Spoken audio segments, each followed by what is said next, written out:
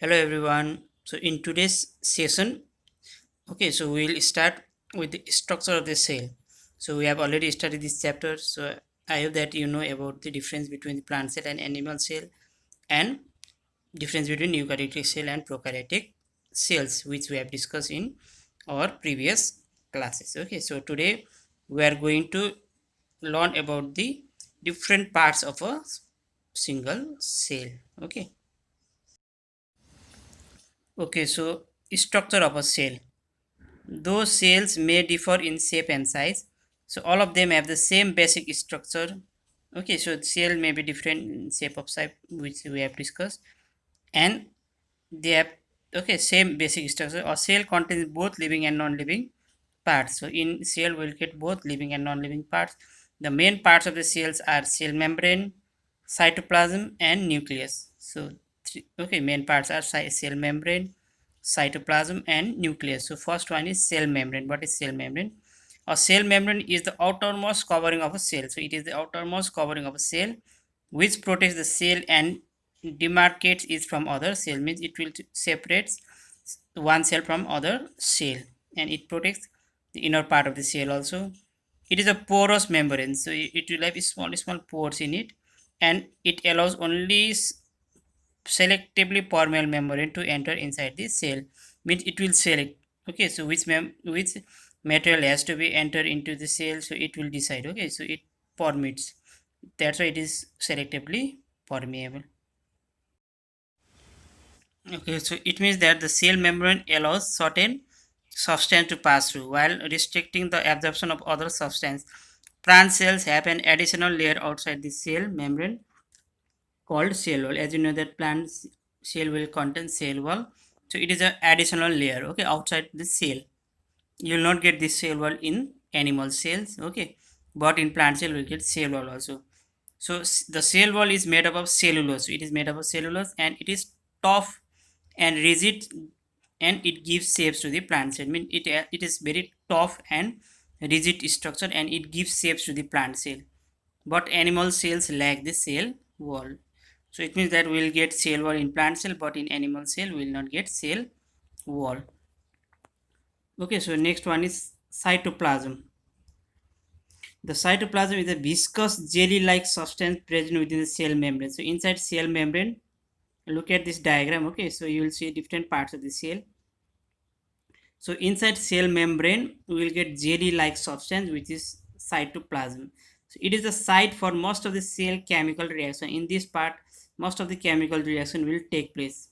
So it is present within the cytoplasm as several living membrane-bound bodies and have definite shape and function. So inside this, you will get different types of the other cell organelles.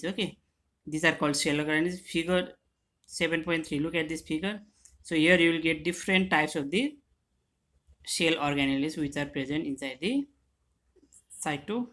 That yellowish color, these all are cytoplasm. Clear? Then after that,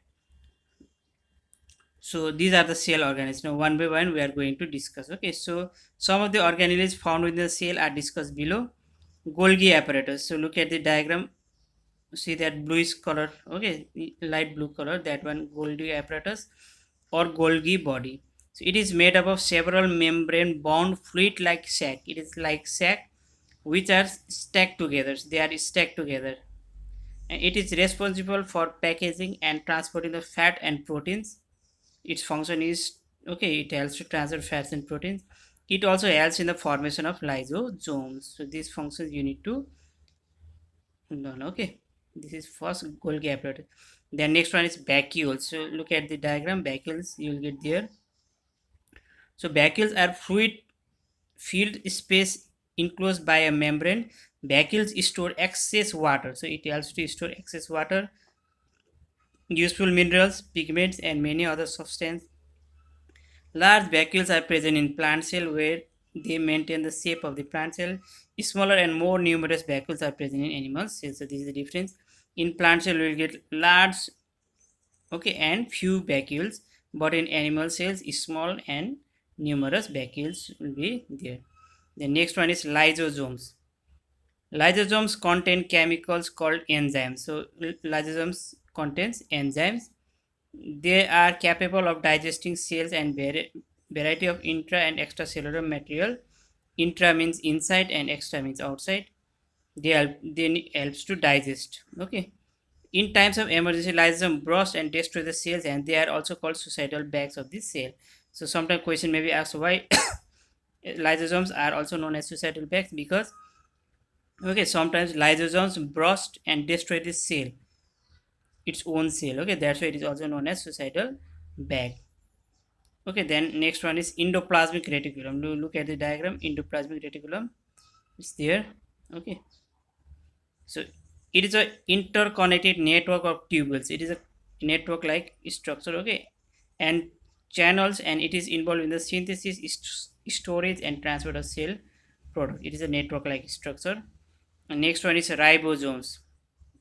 Where is ribosomes? Here, look at there, ribosomes are there. Okay, then what is this? Ribosomes are small granular structure found scattered around the cytoplasm. So okay, ribosomes is scattered all over the cytoplasm. They are primary sites for protein synthesis. They help in synthesis of protein. Ribosomes are sometimes found attached to the surface of endoplasmic reticulum. So it will also be attached with endoplasmic reticulum. Look at the diagram.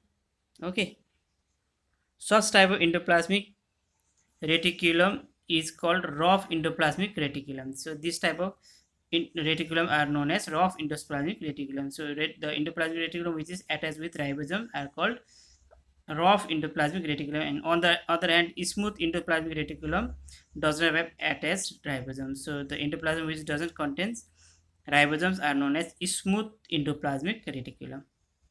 Okay, the next one is mitochondria. Where it is, look at the diagram. Mitochondria is there. Okay, then see what is it actually. Mitochondria in singular it is known as mitochondrion. These are also double membrane bound. It is double membrane bound, spherical or rod shaped bodies. They act as sites of energy production and are therefore called the powerhouse of the cell. So okay, mitochondria is also known as the powerhouse of the cell because they help in production of energy. Okay, and this energy will be utilized by cell to perform different functions. Then another one is plastids. What is that? Plastids. Plastids are double membrane bound organelles which are present only in plant cell. So we will get these plastids in plant cell only. They are spherical or ovoid in shape and bear certain pigments that have a specific role to play in functioning of the plant. Depending on the pigment color, plastids are three kinds: chloroplast, chromoplast and leucoplast. Three types of plastids are there, okay, depending upon the color. So chloro means green, chlorophyll. Okay, chloroplast contains the green pigment chlorophyll which helps in plant to make food. So look at diagram 7.4. These are the chloroplast. Then chromoplast contains non-green pigments that give color to the flower and fruits. These are non-green other than green color. Okay, and leucoplasts are colorless and store food in the form of carbohydrates, fats and proteins. They have to store food in form of carbohydrate, fats and protein. So chloroplast green in color, chromoplast other than green. Okay, and leucoplast colorless. The next one is centrosomes. Centrosomes, these are the present only in animal cells. Now centrosomes are present only in animal cells. Centrosomes initiate and regulate the cell division. It helps in cell division. Okay, so look at this scientist Hargobind Khurana was Indian American scientist who won Nobel Prize for Medicine in the year 1968. His research with co-researchers with whom he shared his Nobel Prize showed the manner in which genetic code was carried in nucleic acid. So he also discovered how nucleotides and nucleic acid are controlled in the synthesis of protein in a cell. So this nucleic acid genetic code we will discuss in higher classes. Okay, so thus you should know that. So inside cell only we will get genetic material that is inside the nucleus. Okay, so next one is nucleus. The nucleus is considered to be the brain of the cell. So it is the brain of the cell, means main organelle of this cell. It is a spherical body surrounded by a double membrane called nuclear membrane. So it will be surrounded by nuclear membrane. The membrane has many pores called nuclear pores. Within the nuclear membrane lies semi-solid nuclear plasm. Okay, you can look at in figure 7.6. You will see there, which contains several thread-like fiber called chromatin fiber. These fibers carry genes. So inside these chromatin fibers, you will get genes which transfer the characters of cell to the new cell that are performed during cell division. Means characters of parents will pass to their offspring due to this genetic material, only genes, as you know. Okay, the nucleus also bears one or more rounded granules called nucleolus. This nucleus is important site for protein synthesis. So inside nucleus we'll get nucleolus also, and this is important site for protein synthesis. So these are the parts of the nucleus. Okay, so chromatin fibers, nuclear pore, nuclear membrane, nucleolus, and nuclear plasm. So you need to draw this in your copy. Then after that, you'll do this part also. Let's remember portion. Okay, then I think you have already written about the difference between plant cell and animal cells, and you need to draw, okay, plant cell also and animal cell also. You can do it from book also, or you can give your own also. Okay, there are the difference. You can add some more difference related to plant cell and animal. Okay, so next one is cell division and growth. So as you know that cell divides and our body will increase in size. We have discussed in junior classes also. Okay, so now the cell division and growth. The food that we eat leads to an increase in size of the cell. After reaching a certain size, the cell divides into two by a process known as cell division. Now one cell will divide into two, from 2 4, from 4 8, from 8 16, like that. Okay, so it will keep on dividing. Then when cell will divide, then increase in the number of cells in the body result of cell division is responsible growth of the organism. Then our body will grow. Cell division is also replace the dead or damaged cell with new ones, and it is thus responsible for healing wounds.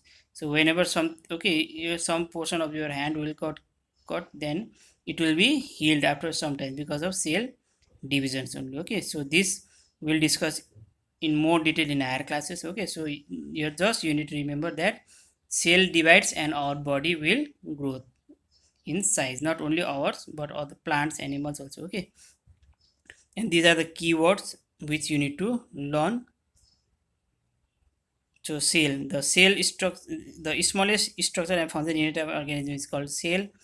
Unicellular organism whose body consists of a single cell are called unicellular organisms. Multicellular organisms, the organism whose body consists of many cells are called multicellular organisms. Prokaryotic cells that lack a well-defined nucleus surrounded by a nuclear membrane are called prokaryotic cell. Eukaryotic cell, the cells that have a well-defined nucleus are called eukaryotic cells. And organelle, living membrane bodies that have definite shape and functions are called organelles. Okay, so this you need to learn, and you should complete the questions given in the exercise portions. Okay, clear? So with this we'll end this chapter. Okay, if some questions will be there, you can ask me. Okay, so you have to do all this one. Okay, and drawing portion also, which I have already mentioned. Okay, discuss. Okay, so this must be today. Okay, bye bye, take care.